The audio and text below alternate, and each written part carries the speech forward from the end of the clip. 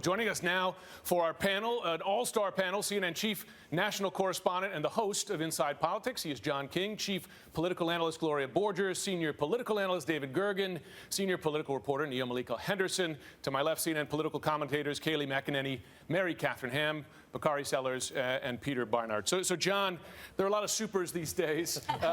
We're on Super Tuesday, too. Should we expect to get further clarity in both races tonight? I think we will get definition in both races tonight that is very important heading into next week, which could be a decisive week in both races. Not mathematically, but in terms of the arc of the races. Tonight, can Ted Cruz delivered a couple of body blows to Donald Trump on Super Saturday? The challenge for Donald Trump is every front runner takes a few hits. Can he get back in the ring tonight and prove, okay, he landed a few punches, but I'm going to win this round? If he wins again in Mississippi, that's, even though Ted Cruz says he's back in the race and Ted Cruz has closed the delegate gap, Ted Cruz was supposed to win across the South. If Donald Trump takes Mississippi away, it kind of goes to the underpinning of the Cruz campaign, Tea Party, evangelical voters in the South. Then you get into Michigan, which Donald Trump wants to send a message, not only to Republicans, but to Democrats. He wants to win Michigan and say, I'm winning in the South, I'm winning in the Northeast, I'm winning everywhere, and I'm winning in places that the Democrats think are theirs in November. Watch the margins in Michigan, very important in Michigan. But if Trump can get wins tonight in the two big contests, he's back on his feet. Maybe he's a little wobbly, but he's still the champ, and he's still in the race. On the Democratic side, if Sanders, we don't expect him to win in Mississippi.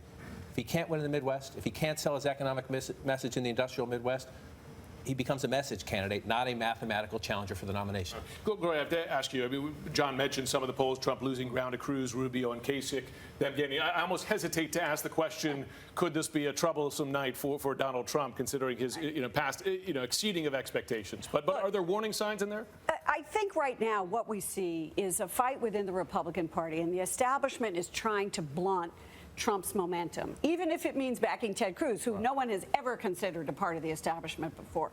So the challenge here is to just blunt it. And, that would mean Ted Cruz, for example, winning in a state like Mississippi.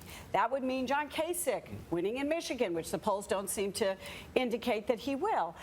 It seems to me that it's a difficult task, but Trump, as John was saying, wants to lay mantle to the fact that he can win in every part of the country. And the thing he's got going for him in Michigan, quite honestly, is that it's an open primary. And he does much better when you can have those crossover voters, when independents can vote, when conservative Democrats can cross over and vote in the state of Michigan. Reagan Democrats in Macomb County, you'll remember that. There are conservative Democrats. So Trump is going to want to say, I can do it everywhere. You can't deny me this nomination. David, Gloria mentions what the Republican establishment wants, as if it matters. But you do have Mitt Romney doing robocalls now for both Rubio and Kasich, an effective tactic. And is Mitt Romney the effective voice for those calls, for that kind of message? I think he delivered a very effective message last week, but he was not an effective messenger.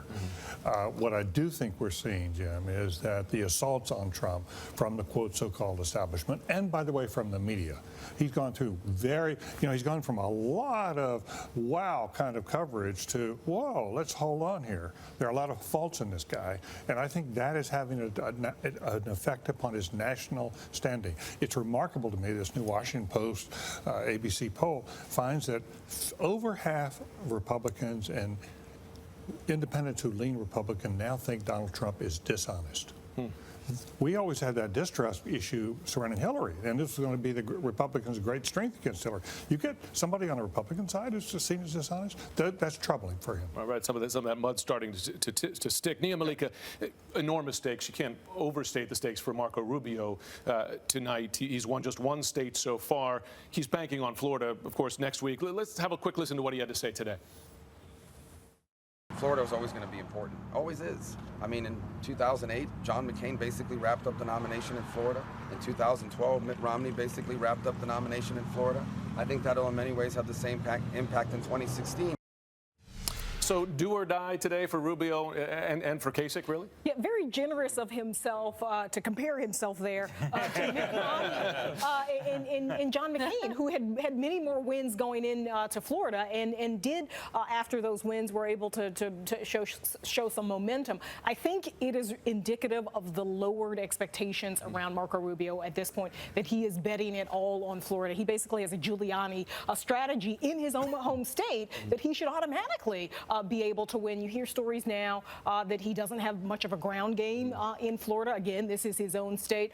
And this just, I think it's a continuation of a narrative that really started at the beginning of this race, which was that which state could he win? Right. It wasn't clear that he had much of a ground game in any early states, and I think it's now catching up with him. And the idea that he might come in fourth in Michigan, fourth in Mississippi, this is not good. If you're the candidate who's saying, I'm the most electable and I'm the one who can bring the party together, I think he could be in for a really bad night. And this idea that, oh, if he wins Florida, does that mean he's going to win North Carolina and Illinois and all of these other states? It's hard to argue why he would, given his poor showing across the board in all of these other states. All right, well, we got a big panel here. We're just beginning. Everybody stay with us. We're going to give you a chance to pipe in.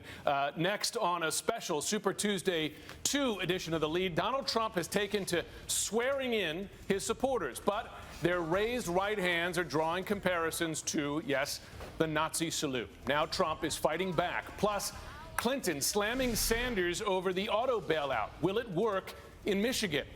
And voters can cross party lines in Michigan. Are Democrats crossing over just to beat Trump?